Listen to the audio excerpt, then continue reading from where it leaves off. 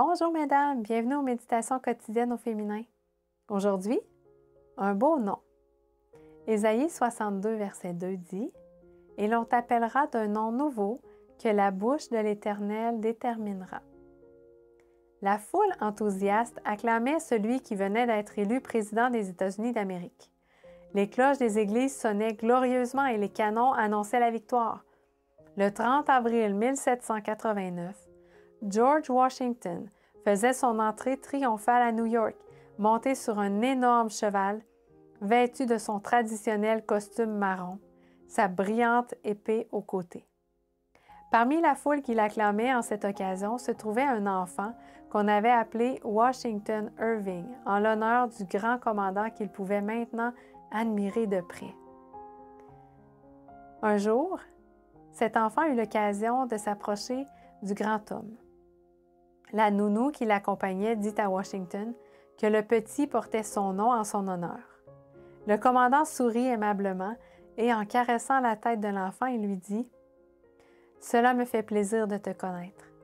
J'espère que tu seras toujours un gentil garçon et qu'en grandissant, tu deviendras un homme de bien. Que Dieu te bénisse. » Ces paroles restèrent gravées dans l'esprit impressionnable de cet enfant. Des années plus tard, il devint un grand écrivain. Il signa les biographies de George Washington, John Jacob Astor, Christopher Colomb, Oliver Goldsmith et du capitaine Bonneville. Se souvenant des paroles prononcées par George Washington, il décida d'honorer le nom qu'il portait. Il servit son pays comme ambassadeur en Espagne et en Angleterre. Le jour où le Christ est entré triomphalement dans ta vie, ton nom a été changé par celui de chrétien. Comme le fit Washington avec le petit garçon, le Christ te regarde et avec amour, il te montre ce que signifie porter son nom. Que fais-tu pour rendre honneur au nom du Christ? Se dire chrétien n'a pas de valeur. Ce qu'on attend de nous qui portons son nom, c'est que nous passions des paroles aux actes et que nous honorions le nom de Jésus par notre influence pour le bien.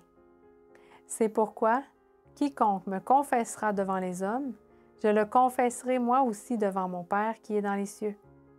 Matthieu 10, verset 32. Bonne journée dans le Seigneur et à demain.